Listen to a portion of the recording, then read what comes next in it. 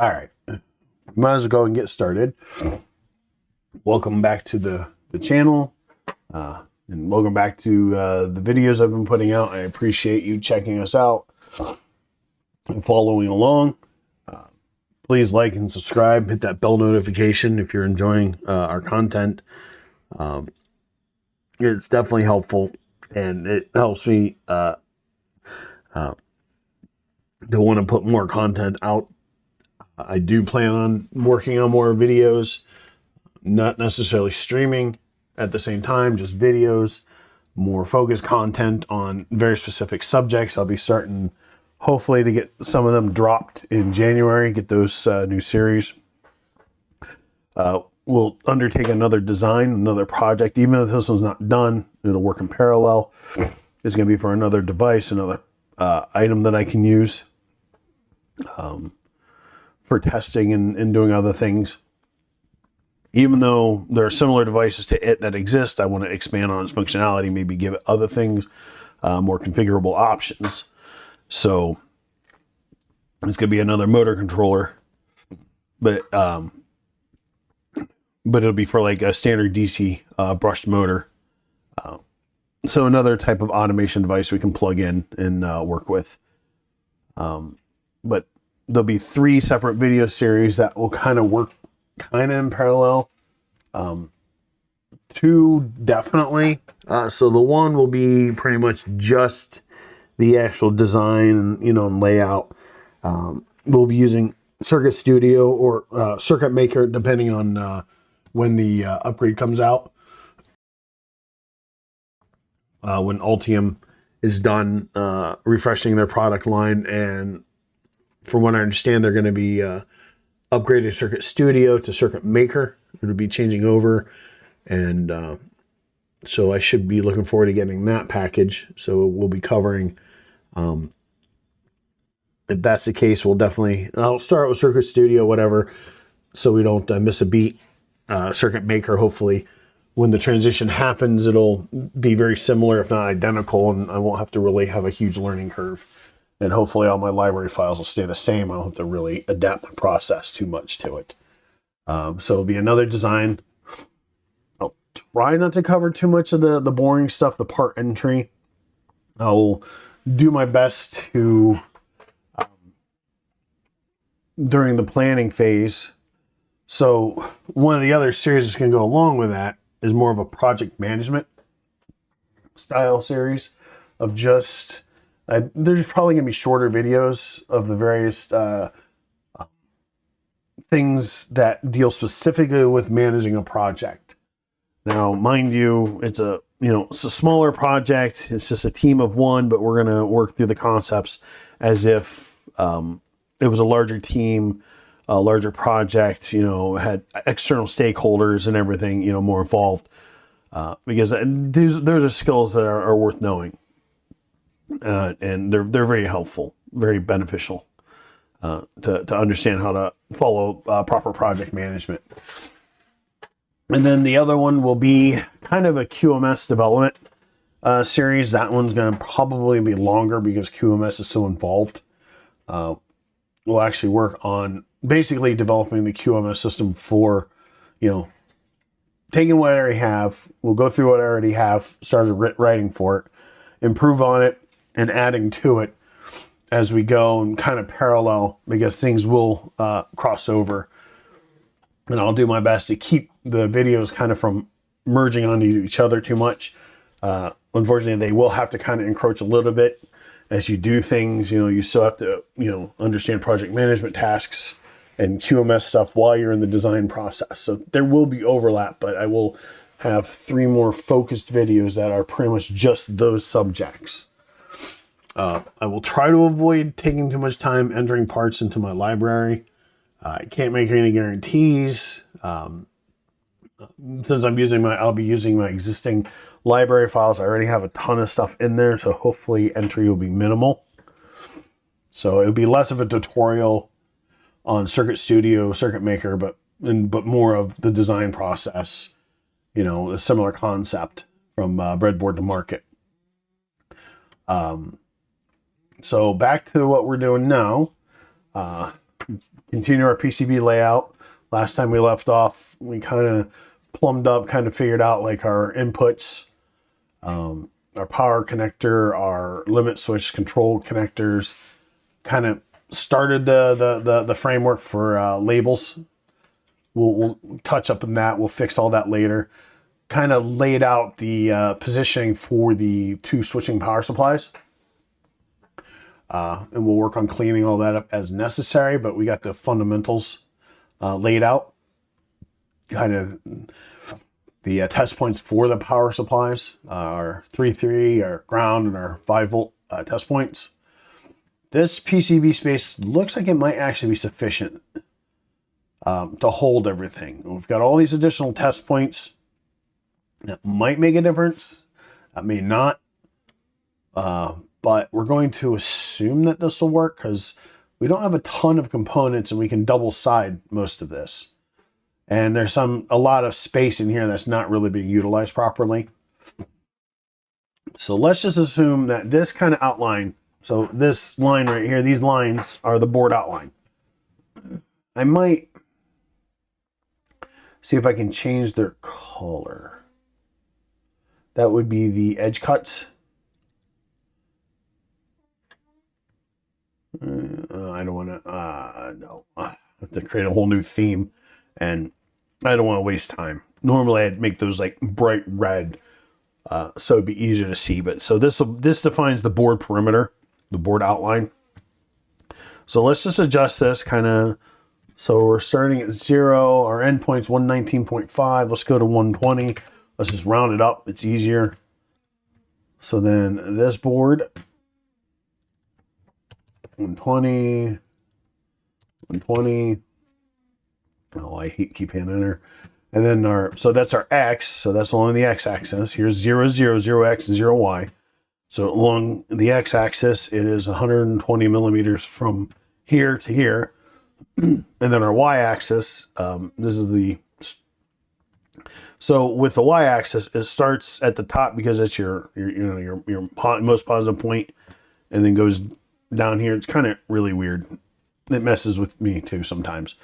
But so our board is basically 120 millimeters by 85 millimeters. So with that in mind, we're going to tweak out this line. 120, 0. Oh, I did that. 85, 85. No, this should be 0 and 85. So now all of these should be nice and squared up, nice and connected. And one of the things that if we go to 3D view, it should stop complaining about the board outline not being defined.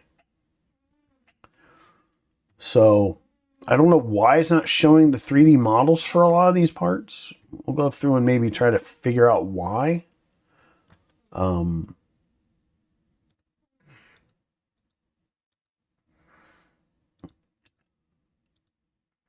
Yeah, so I don't know why that.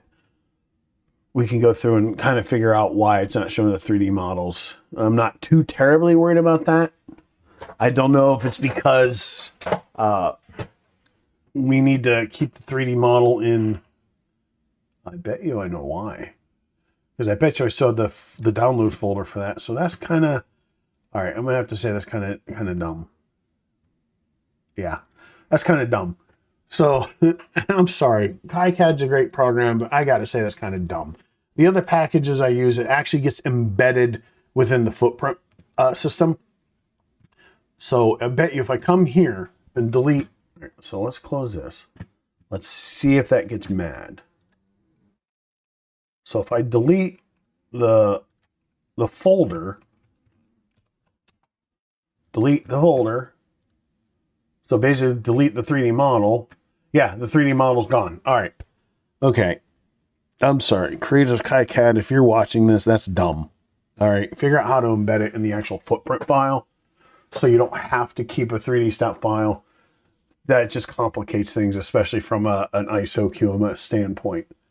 Because now that's another file you have to organize within your structure. You have to save along with everything else. You have to version and maintain. So from a QMS standpoint, that's additional work, and it's a real pain in the butt. I'm just going to be honest there. It's just a pain. I'm just going to be honest and blunt and straightforward. The other packages know how to do it. I'm just going to say. Altium Designer, Circuit Studio, Eagle CAD, they all know how to do it, and it works. Yeah. So that's just pointless extra work that we have to worry about. So right now I'm not going to worry about it. I'll have to go through and fix my entire library in order to make it work. We'd have to keep like a step file folder and just dump all those in there. And just keep it with everything else as part of the library, and that's just a pain. That's just a royal pain. Just too annoying. It's unnecessary. All right, so I vented. Okay. So let us just continue along then. I'm not going to worry about that now that I know. Maybe I'll take care of it and fix it later and go through and fix the library. I'll see. It's annoying. But the good thing is we no longer get that DRC because our board outline is completely defined. This size should be more than sufficient. So let's go through and start kind of cleaning things up, lining a few of these mounting holes and stuff. So let's go and check this, and we're just going to do footprints and text for now because that's all we really care about. So we're 5 by 5.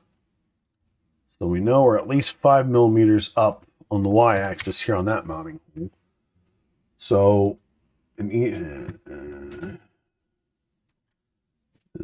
consider another area. Really. Well, we know we're 85. So that should be, or 120, so it's 115. And then we want to hide the reference and the value. We don't need that stuff. There we go. And then same with this guy. So actually what we can do real quick. No, let's not worry about it.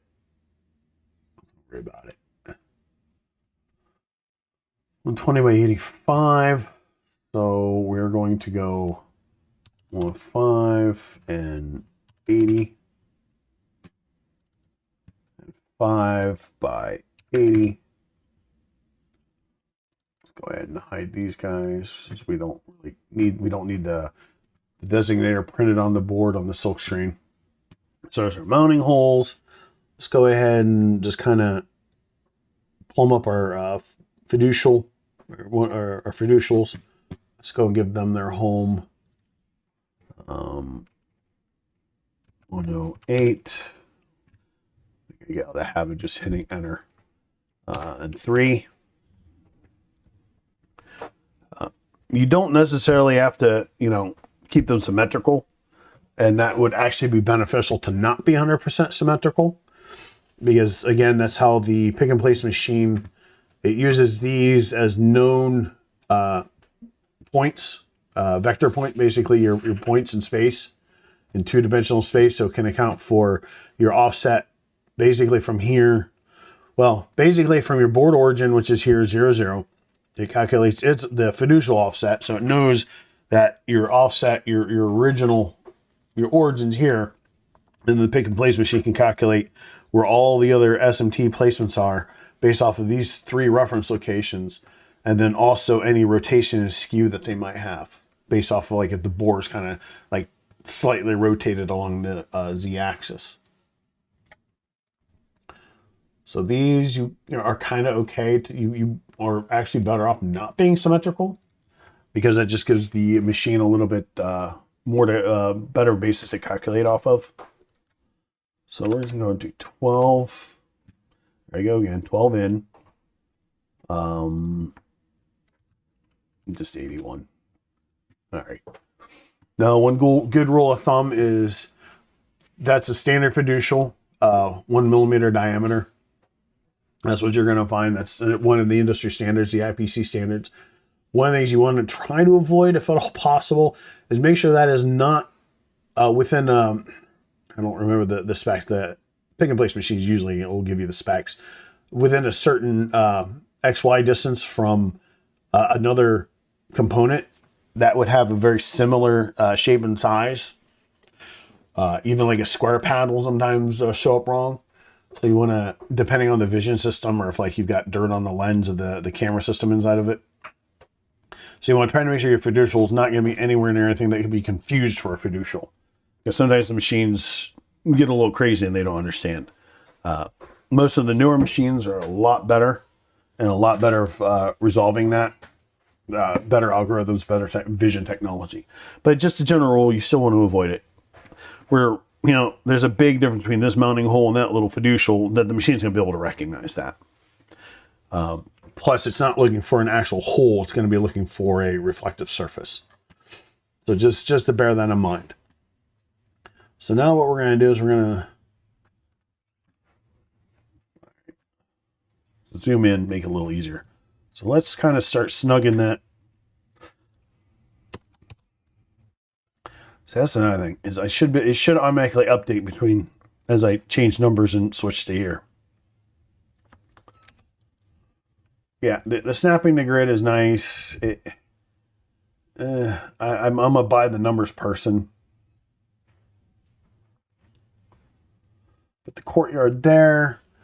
So now there might be an error when we do a design rule check, because the silk screen right here is going to be maybe below minimum distance to here. You can adjust your rules to be okay with that, and that's perfectly acceptable. It's, you know, at the end of the day, it's your product. So let's go to 16. Okay. Want to make sure that everything, like your courtyard, is definitely away from any mounting holes. So let's get this guy out of the way.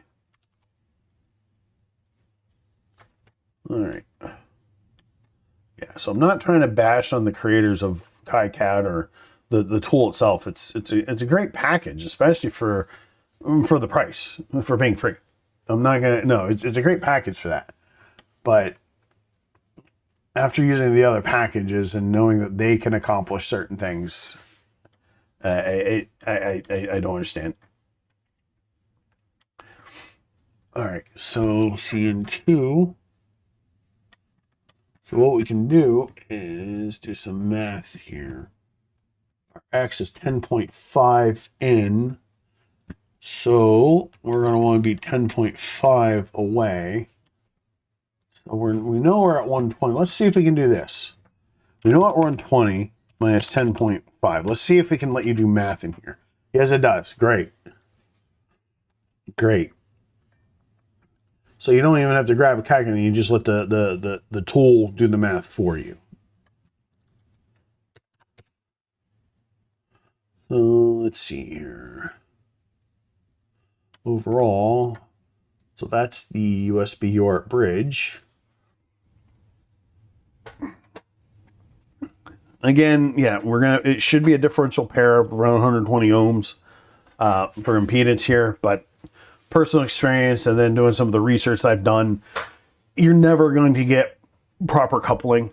You're never going to match the same coupling that you can with true twisted pair wiring, with an actual cable that's made to do differential route wiring. You're never going to get it. I think the best you can hope for is 30 to 40% coupling in planar traces like this. So for low speed communication, especially for what we're just trying to do, it's just for programming, it's going to be low speed. You're talking about 115,000 baud. It's chump change. It's such a low speed that the amount of effort and time that you spend in trying to get your impedance matched 100%, you're just wasting time. You're just wasting effort. It's honestly wasted effort, because you will not see it. It will not manifest. The device will not operate any better. You will never reach the speed. Now, if you're talking megahertz to gigahertz communication speed, RF buses, high-speed memory buses, high-speed CPU buses, then yes, differential routing makes a difference. You really need to pay attention to that. But honestly, when you're talking low speed like this, who cares? The biggest thing is to make sure the signal gets from here to here as clean and as neat as possible, with as few breaks, as few vias as possible, as few obstacles, as few as anything items that can cause any kind of like passive interference, such as like inductors or noisy capacitors, anything. That's the best you can do, and honestly, it works. Yeah, honestly, it works. There's no reason to beat your head over trying to get impedance perfect, because you're not. Just some advice. I've seen people beat their heads trying to get differential pairs routed properly and all that, and it's just like, why? Okay, A and B. Technically another set of differential pairs.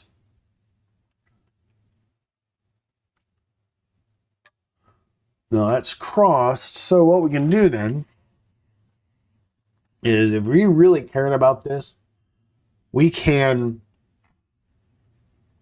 basically flip these. Flip the connector, so A is down here and B is down here.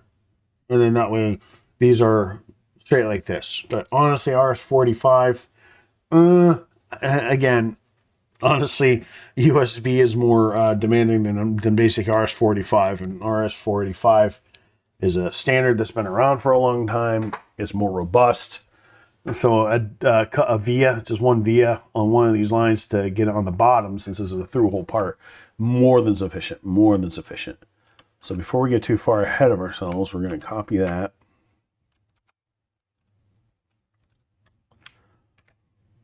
So we can mark here, G and D. And that is A and B.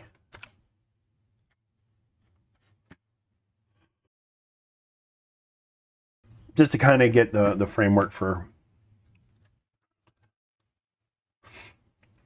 again, we'll clean all this up.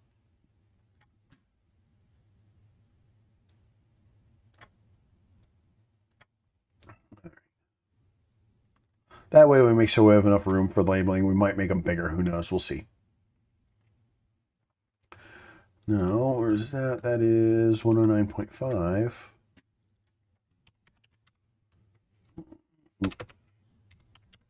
All right. We'll be far enough away from that. All right.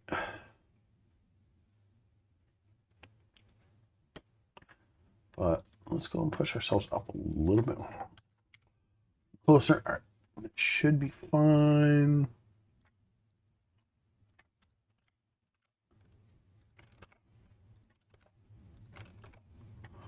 We'll get these A out one.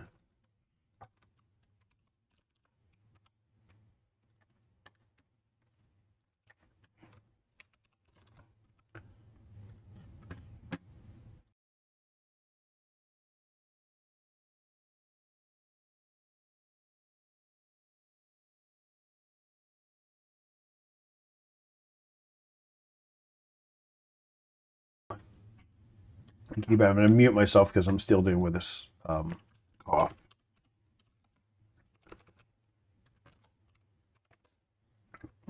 So.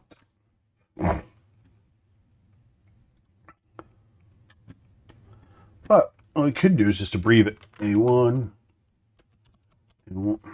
I keep hitting enter. A2.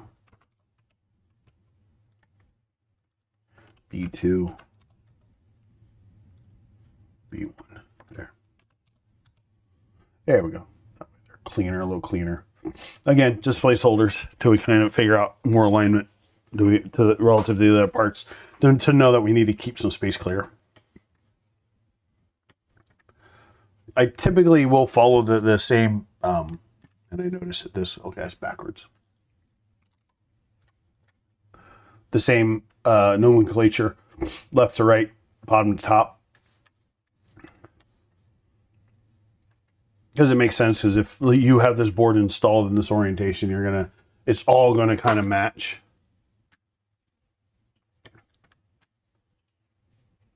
And we'll go through and clean all that up as we have to, adjust sizes, so I'm not terribly worried about that.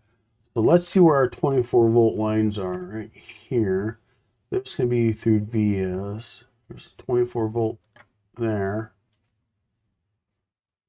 So that's actually up there, which is fine.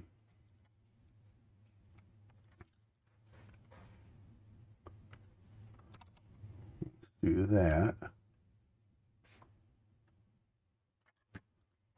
So for components, especially these bigger guys like this capacitor, you definitely want to make sure you're far enough away from your edges.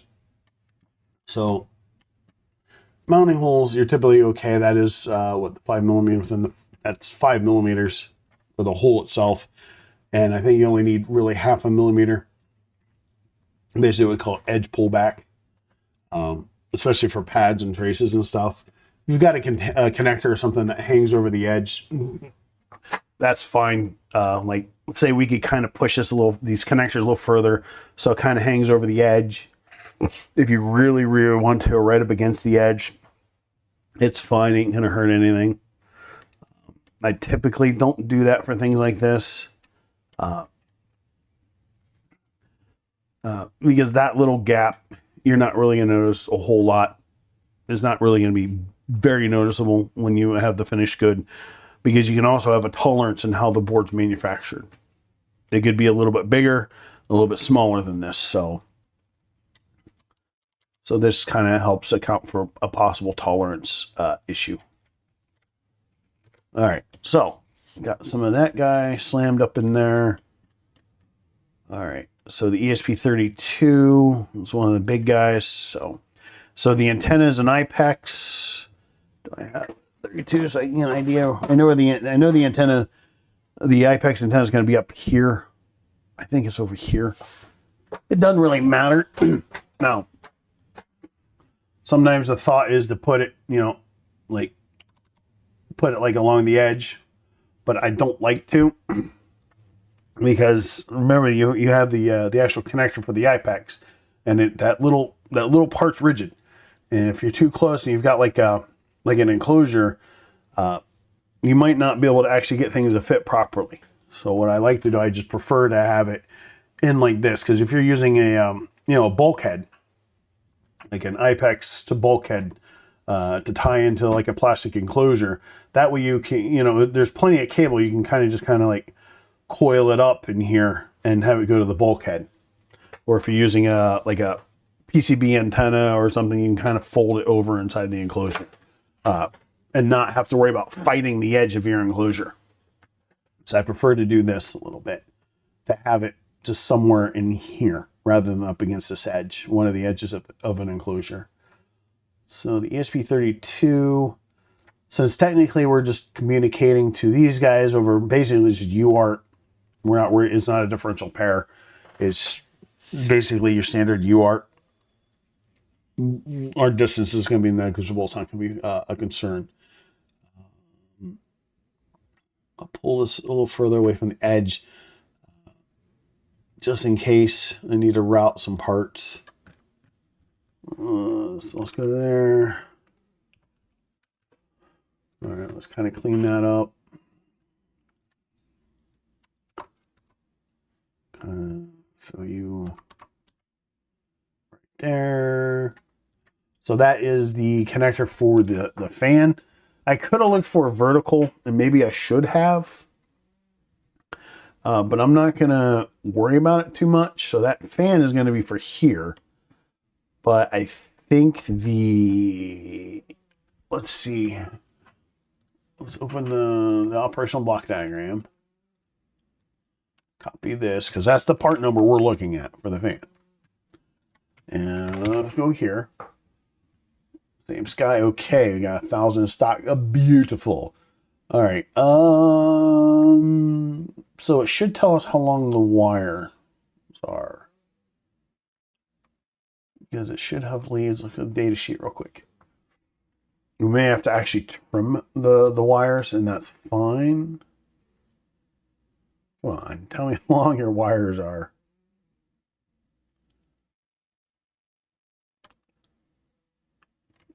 Where are your leads, buddy? Here we go. So the leads are 160 millimeters, or 6.299 inches, so 160 millimeters. So the entire enclosure for this, the entire board is below the maximum length of those wires. So we shouldn't even have to worry. So if we've got to route the fan lines from here to, to a spot over here, that's not going to be a problem. Because the whole idea is, we'll have this guy down here and the fan will be in the enclosure. It'll be part of the enclosure that we're going to kind of slap together for this guy. It'll just be a basic enclosure. These will be internal mounting holes. So the vision is real quick, the enclosure will be out here. These will be internal mounting holes. We'll have mounting ears off of the enclosure itself, so you can mount it, like screw it down to a board or something. So these will be internal mounting holes, and then we'll use brass standoffs to mount the lid down, which will have the fan attached to it. And on the sides, we'll have ventilation fans, basically on both the long sides. And that'll, and then obviously the fan, I think I'll have it.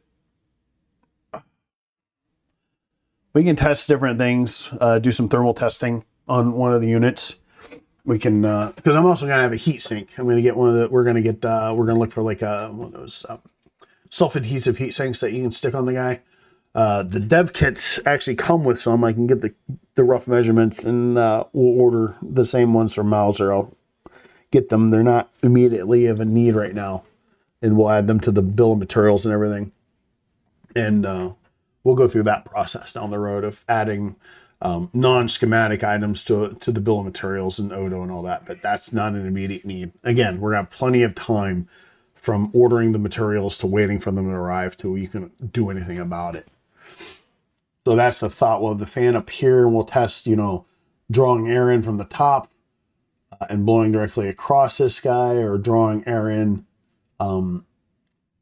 basically drawing it out through the top. So it forces it to come in through these ventilation holes and then out through the top. So we'll test different things.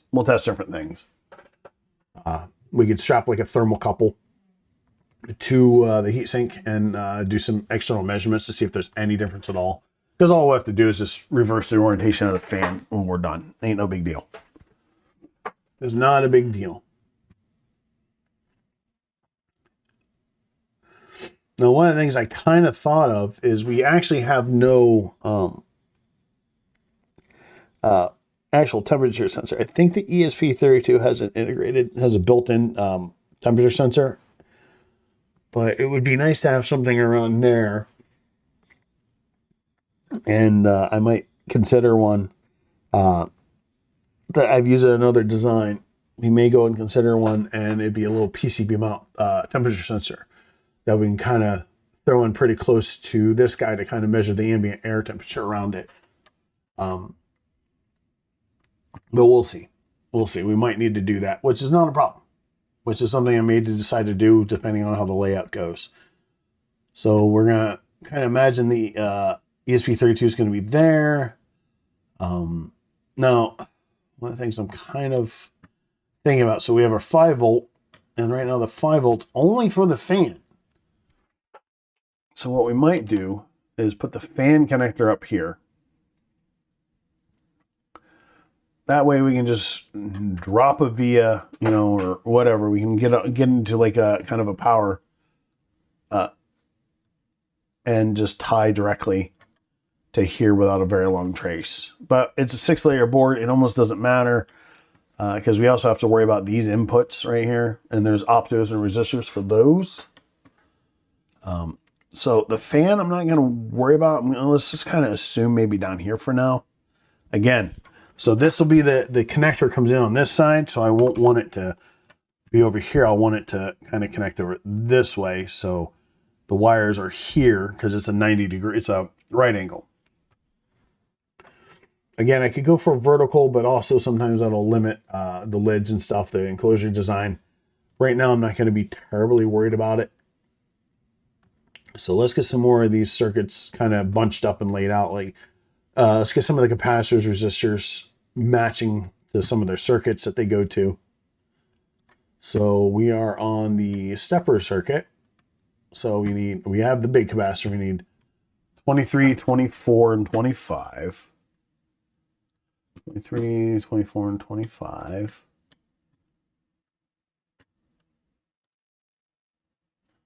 All right, let's uncheck the text because I don't. Okay, that's 26. There's 20, 23, 23, 24, and 25, right? 23, 24, and 25.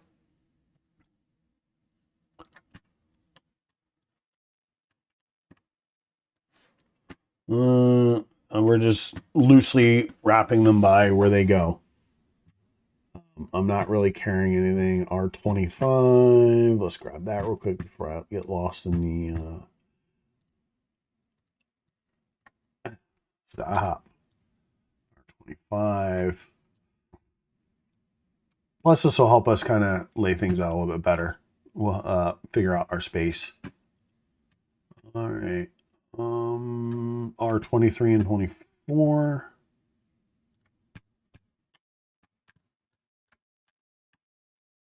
Drag this guy over here.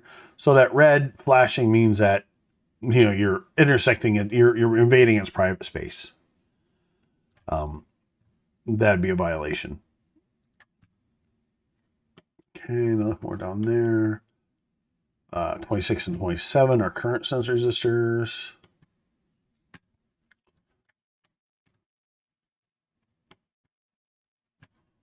Right there. 28, 29, and C27.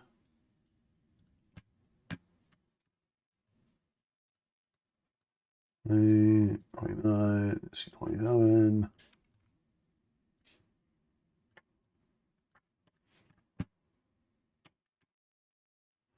So Ultimate Designer has a really cool thing where each sheet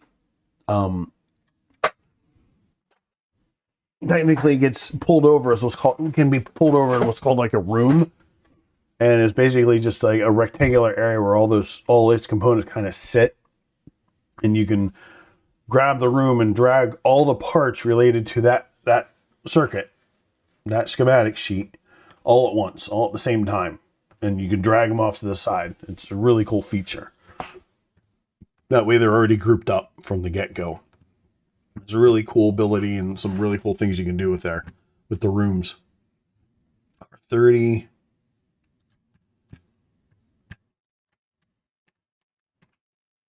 All right. Now, C26. Yep, okay. So C26 goes with that grouping. All right. Now, does seem like it did keep things kind of together, which is kind of cool if it did. C27, did I already grab that? I just want to make sure.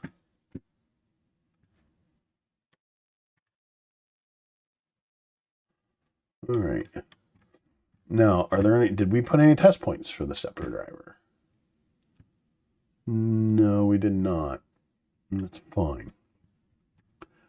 Yeah, you are.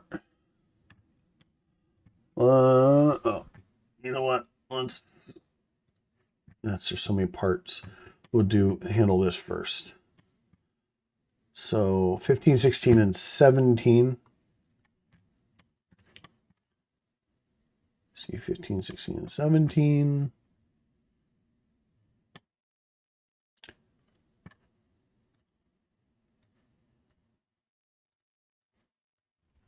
Oh. 15, 16, and 17.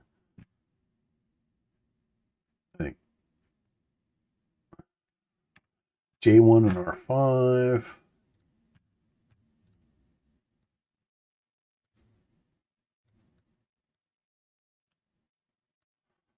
All right.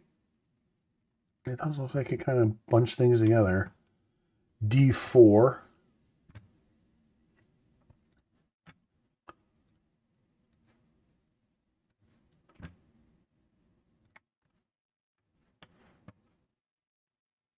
What's on here? TP8 and 9.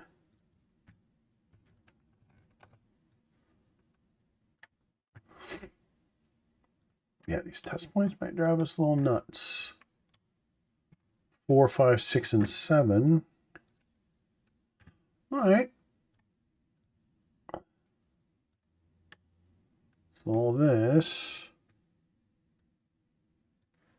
goes here to this guy.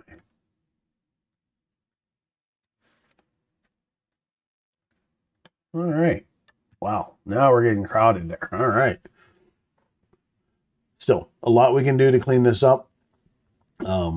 We may end up using the bottom, which should be fine by me.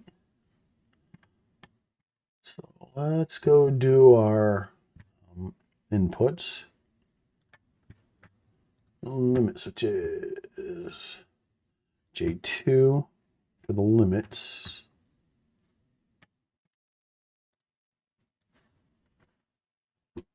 You here. Okay, yeah, that's your common jumper. Okay. Our 6, 7, and 8.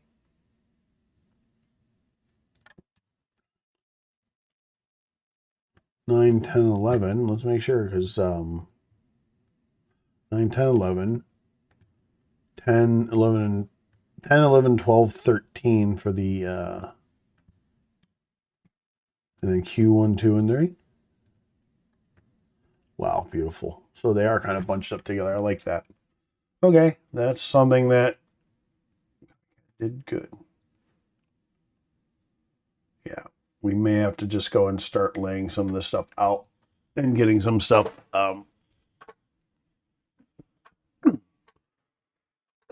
slapped into place, and go ahead and maybe actually start using the bottom of the board, because these are going to take up more space, especially because all these test points we threw in here. Now, your switching power supplies, you want to try to keep everything on the same side of the board. In this case, the top side for us. You don't want to cross things too many times through multiple layers of vias. You want to try to keep all those components together. But when we're talking, things like the optos and the resistors and everything, we can control it. We can throw everything underneath and top and populate top and bottom of the board. I'm not going to worry about that to conserve space. So yeah, we're just going to go and double side this board. So we might as well go and start laying out some of these circuits to start moving things around. Since we kind of already started really over here laying out the power supply, let's go and start with the limit switches and get those placed. So we're going to go ahead and 34, 20, 32, no, way too low. 33.5 should be it. Nice and clean. All right. Text, that way we can. And there should be, well, we should be able to go and double check our design rules, but there should be a check to see how close your silkscreen elements are. You don't want to be too close, because you have to also account for basically bleeding, running. So we have our optos. Let's figure out where these guys are going to go. Actually, no, they go through the resistors first. So let's kind of figure out what we want to do. Now, there are a couple of things we can do. We can honestly save a lot of space, throw these resistors on the underside of the board underneath the connector. Which would be perfectly acceptable. And we just route the output between here, like around and around and around. and then, you know, through vias. So we can do that, and that would save considerable space back here. And I think that's what we're going to do. I've never really seen too much of a problem with it.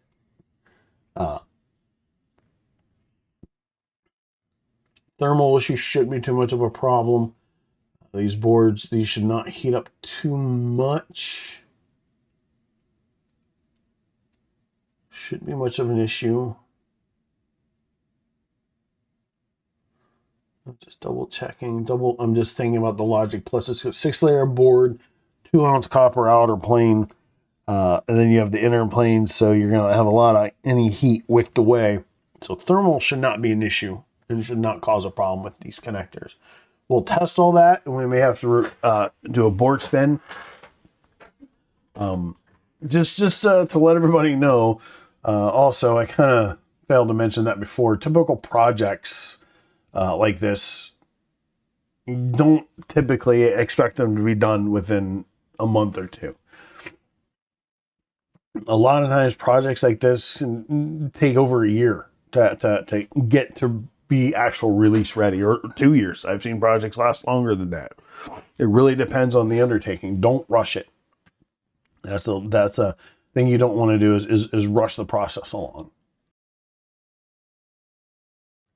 Be willing to take the time to lay out the board, build it properly, test it properly. Because again, if you're looking to step beyond just being a hobbyist and doing things for yourself, and you actually want to share your creations with the world, you need to do it right. So we're going to throw these guys on the bottom. Let's see. Double click. Is that what you do? Where's side, front, back? Okay. Oh, how cute. All right. All right. So good. Moves a silk screen. We don't have to worry about that. So notice how it tried to flash red there until it realized it was on the bottom. Oh, I know why. Because I hit that. But you notice it's not flashing red. But if I grab one of the other resistors that's still on the top, it's going to flash red because they're intersecting. Back. It only flexes to that. Yeah. Okay. Okay. My bad. Is there a way to...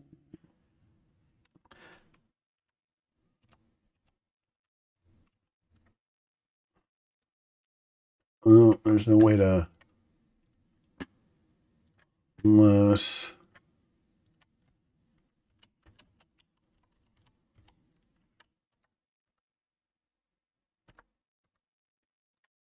Don't know what that does. Okay. So I'm going for a shortcut key to handle that for me, but that's fine. Those are some pretty chunky resistors. Let's see about getting them cleaned up.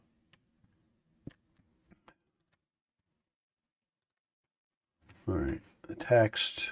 Again, we're looking at a mirror image. All right. So let's see where we are.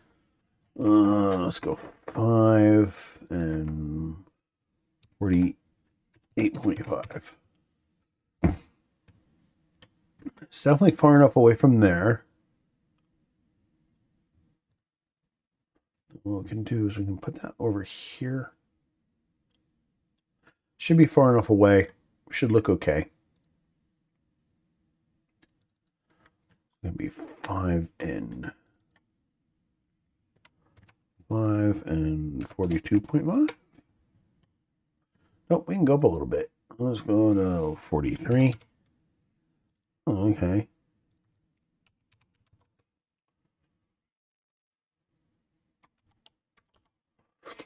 Standard nomenclature.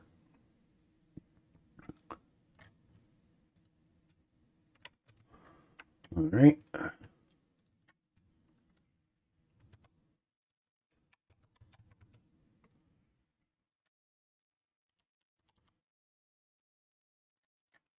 All right.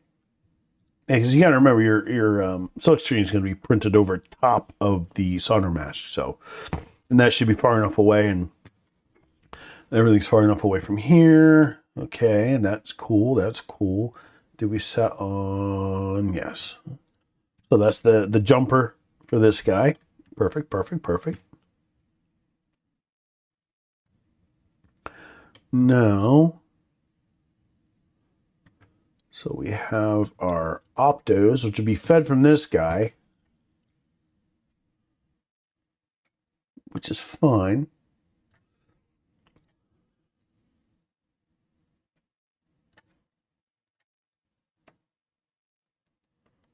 All right. Cool, cool, cool. These guys all the way. Sorry about that. Yeah. Trying to catch it and mute it, but sometimes the cold wants to attack me before I have a chance to deal with it. So, okay, that should be fine. We should have enough because we can route the ground in here and throw our so limit 1. Where does that actually go?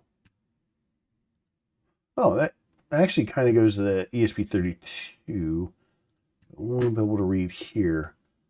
We'll figure this out here in a minute. The test points. Is we also need to make sure we have room between everything to route traces from here to the ESP32. We've got 4 signal layers, so that won't be a problem, but we still need physical room to drop vias. So we just have to be mindful of all that we're going to need physical room to drop vias. So let's see here. Go to 20. That's kind of, I'm uncomfortable with that. 20, 20.5. 21. Let's see. Let's push you up 48.5. That's fine because we're going to be kind of routing around, and popping up with a via to here. And then limit C, limit common, is basically we're going to kind of create a bus. We'll figure it all out. So that is 21 over. 21. 42.5. Go 43. 21 and 38. Okay, that works. So let's kind of clean these guys up a little bit here.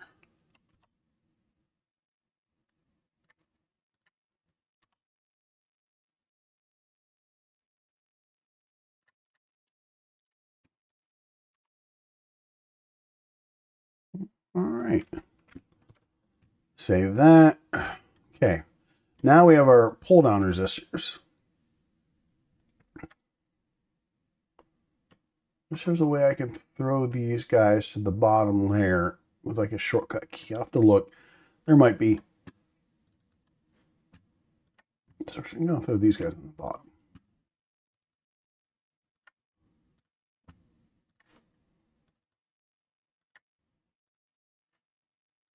All right.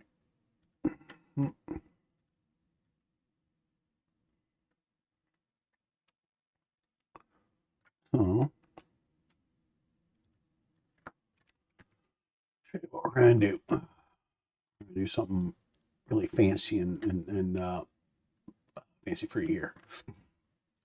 That is 2138. Right underneath the opto. 2143.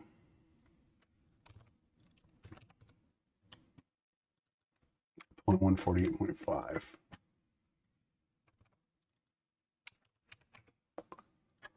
Okay.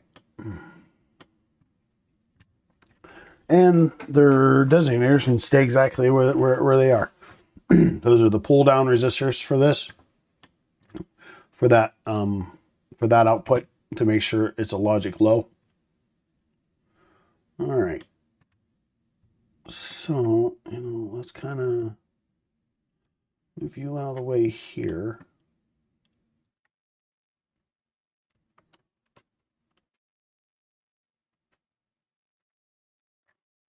Hmm.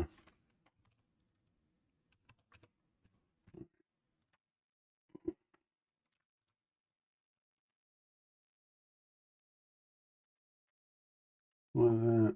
32.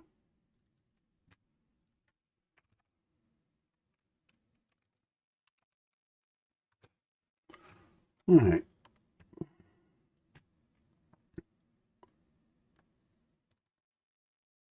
That's fine.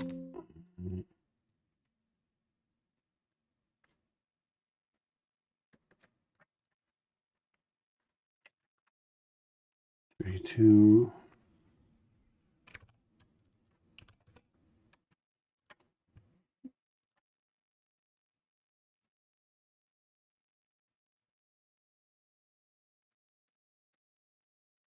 All right.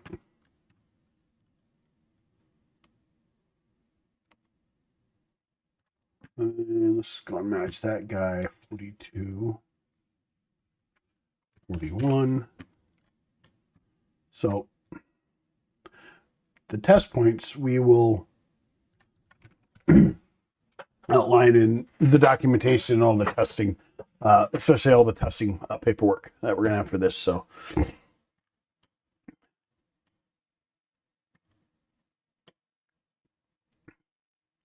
a whole lot more test points to throw in. A whole lot more parts. That's fine for now. We're not really hurting these. We can snug over this way if we have to a little bit or move them somewhere else. We will figure that out. So what we can do then, throw you here, you here.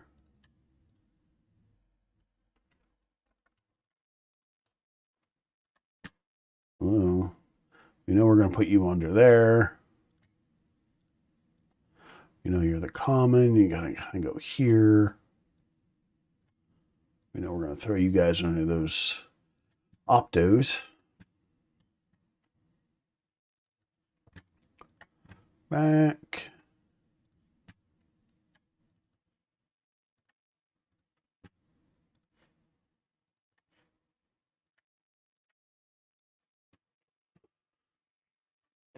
Again, sorry.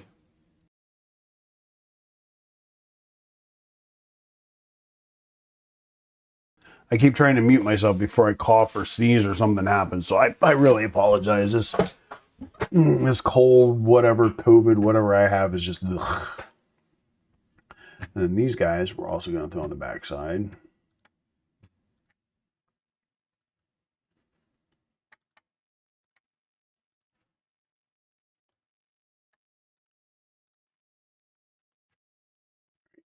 So I just want to start cleaning these guys up. That's 5 in.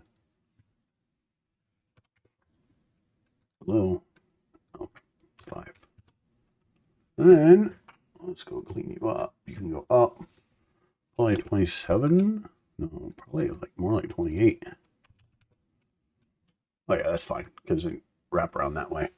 Because the comma's gonna come over here, so we'll have traced. Okay, that's fine. And we're gonna go 5 and 23. That would work.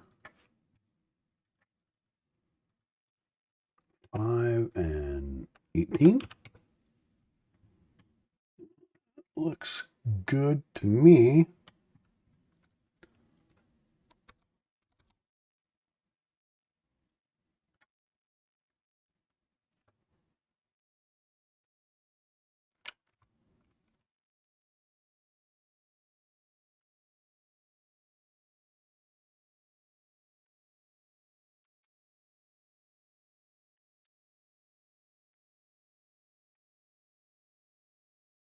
That looks good.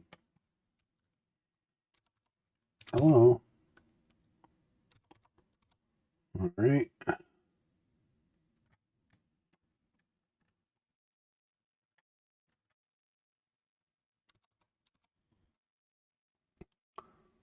All right.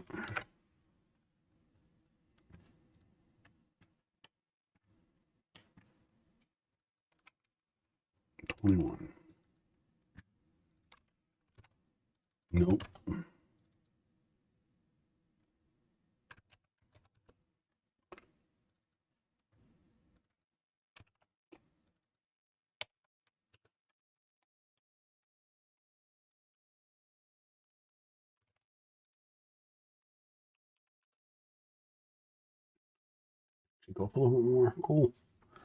6. Yeah, there we go. That'll work.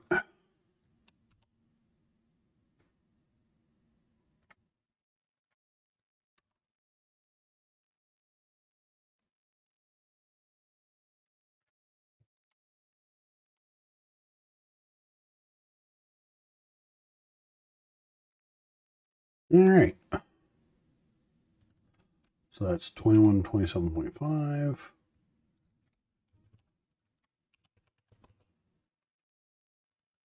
Twenty-one, 22,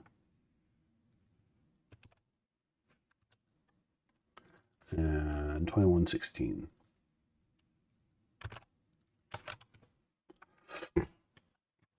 Start ending up with more room as things start getting more organized. 20 over.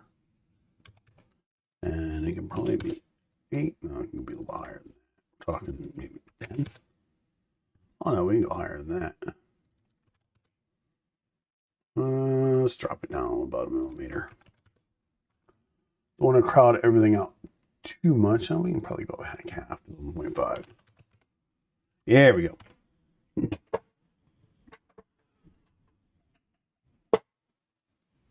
All right. Now we have the test points to pull in.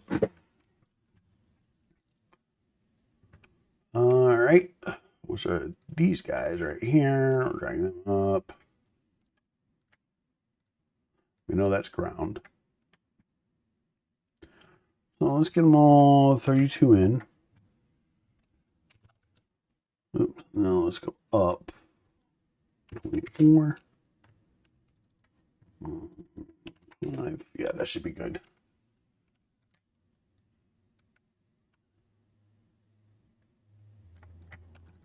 Okay, we're 32 in.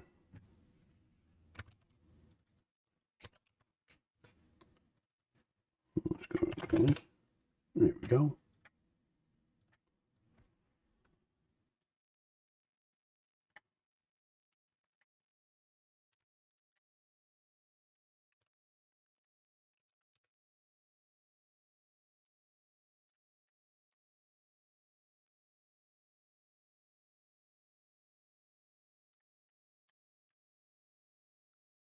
Mm, 25 high. And that is 41 out. And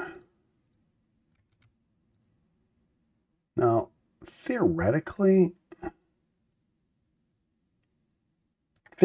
can get rid of this test point. And we could drag this guy down and be a common for all these guys. We really could. But right now, I don't see it as a problem. So I think we're just going to go and leave it. I think we're okay with that. Drag you up a little bit out of the way. Should be fine. I mean, we're making progress. Making progress. All right. So here's ours 45. I mean, realistically, we don't need B and A because honestly, we can kind of probe directly on the connector. So honestly, we could do that. I might go and do that to simplify the design, uncomplicate the bomb. I kind of went a little crazy doing that. Yeah, we don't really need these because we can tie in on the connector directly. Let's clean things up here. Control save, Control S. To update PCB from schematic.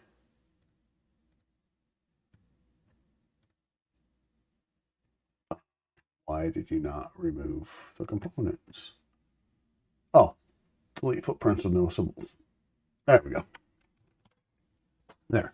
That cleans up a couple of spaces because, yeah, why, okay, after thinking about it, why do that?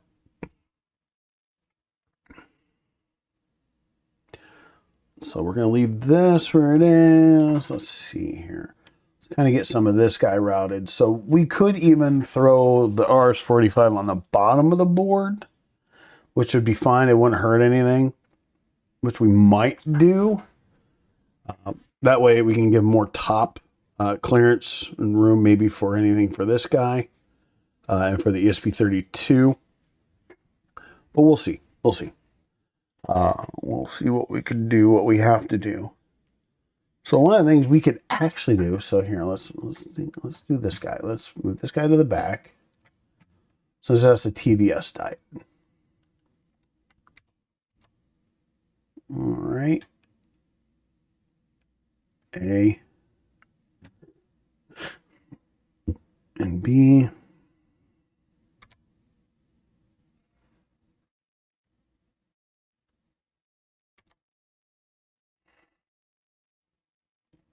Something magical we can do there. All right. So let's kind of slide you down a little bit there. 5. Okay, that looks... We can probably pull you in a little bit more.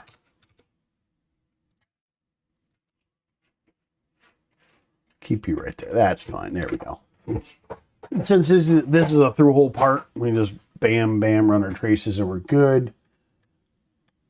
One of the things we can do then is the jumper. Termination jumper. So A and B are down here.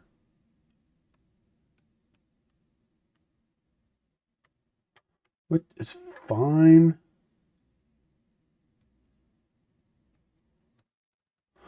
It's not really going to hurt anything. It doesn't, it doesn't bother me at all. And it's fine because it's just for termination. What we're going to do is wiggle that guy up there a little bit. The resistor for it, we can place on the bottom, backside. Boom. Because why not? We can even kind of line. Give you... Bam. You can leave its designator alone, put that underneath the connector. It's going to give us a lot more clean open space here. Again, we could throw this guy on the bottom and its associated components on the bottom, which I think we will do. We might as well go and populate the back.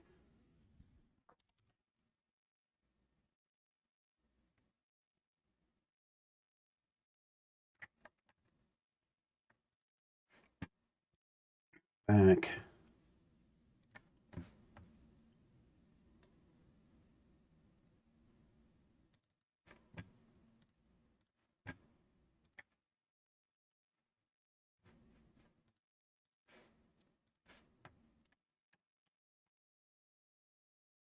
All right. Do we have that guy? Nope. 38 and 32. Realistically, we could slide him down a little bit. It's A and B. Bam. All right. Okay. Looking beautiful. Looking beautiful. Okay. One of the filter caps for the power supply. Let's get you cleaned up. 99. All right, we could probably throw you. Okay, so that's gonna be crazy.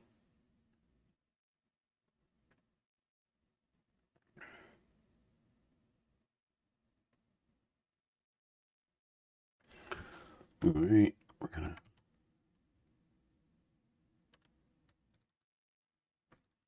One 25.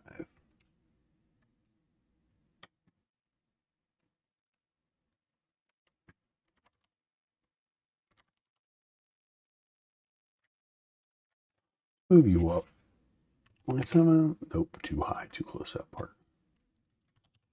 There we go. And we can push it a little further. There we go.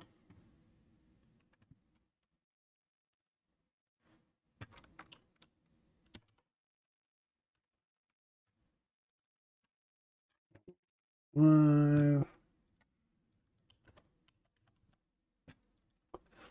we'll leave that alone. Let's get this. Now let's snug you up there. 24.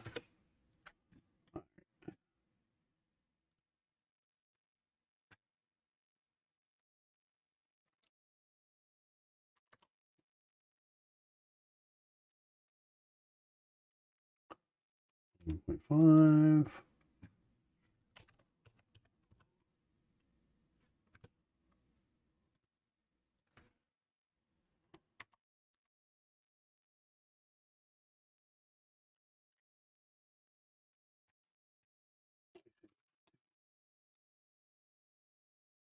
Kind of break up the monotony there.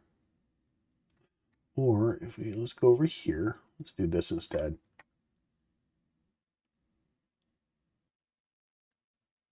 Yeah, that looks cleaner. Let's just go do that.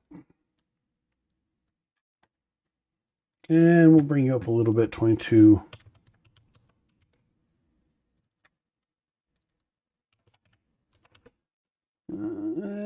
Too close, I don't like that. There we go.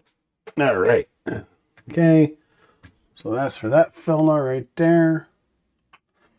See, and everything we're doing is cleaning all this up really nice and neat. So, got, and parts are starting to fit in a little bit more. So let's do visual 4, 5. One of the things I like to do.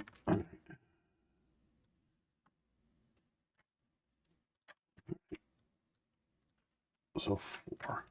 We're going to match this guy. Maybe 12 and 2.5. Then we're going to...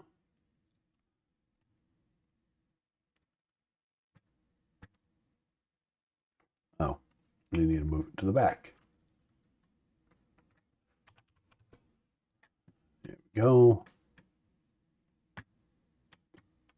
It's going to be 108 and 3.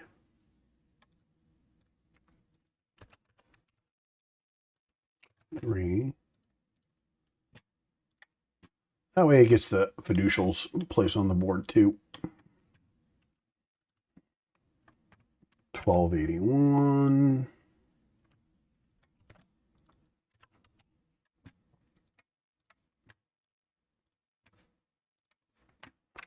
Okay, so that's the top and bottom fiducials. All right, let's go and see about these test points. So that's ground, that can really go anywhere. So we're just going to put you right in here.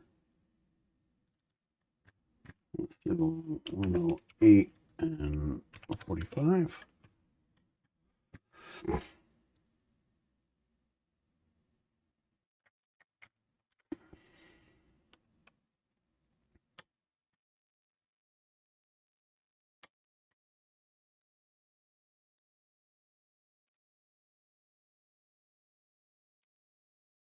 DR.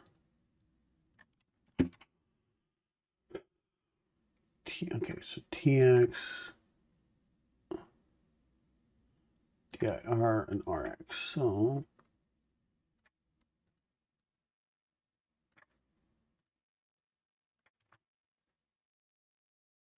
all right. So let's just assume we're going to go that route.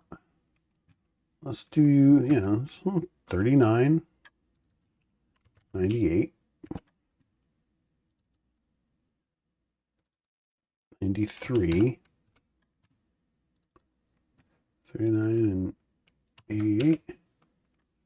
Okay.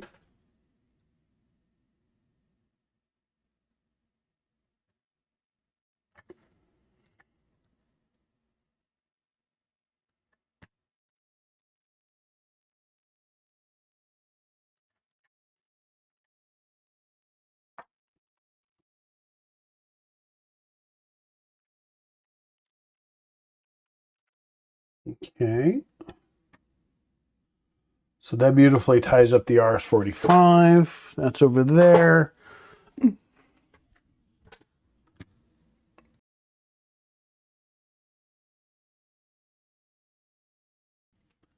All right. So we've got a good idea. So we're starting to cozy everything up, kind of get things lined up, figured out. Again, we've got 6-layer. We're going to be doing a 6-layer board. We have plenty of room for everything. So I'm not terribly worried about that. As far as traces are concerned, lining all this up, getting these components lined up. 2 more major circuits to plumb in, kind of figure out, well, 3 more technically. We have our ESP32. We have the UART USB bridge chip right here. And we have the stepper motor controller chip. Once we get those kind of plumbed in and kind of figured out, then the next big thing will be starting to do all the trace layouts. And we'll kind of figure all that out as we go, get all that done. The first thing, so hopefully in the next video we can start that. If not, that's fine. We'll really start focusing on getting the parts kind of placed right. And then the next step after that, when we actually start doing the tracing, the actual routing, and laying down our tracks and vias and everything, the first thing we'll start with is our power planes. We'll show you all that to get good solid power connections. We'll start getting all the planes connected up and all our main power runs. Get all the heavy duty stuff that we have the trace coming in from here to the diode. Get our 24-volt bus run in and plumbed up. And then over here to the stepper motor. The 3.3 volt is going to be into an internal power plane. 5 volt, we actually have 2 connections, one to the fan and one to the RS-45 interface. So what we'll do is go from there. We will control it from there. Right now then, I'd say we're going to end it here because there's still quite a bit of work to do. Quite a few components need to be brought up here and plumbed in, grouped with some of their subcomponents, and more test points to kind of get ready, kind of plumb in, see what we can do. Like I said, we're going to end it here. Next video, hopefully tomorrow afternoon, we'll pick up where we left off and get a little bit more accomplished. I appreciate it. I appreciate you checking us out, watching our video, and thank you very much. Have a good rest of your Saturday.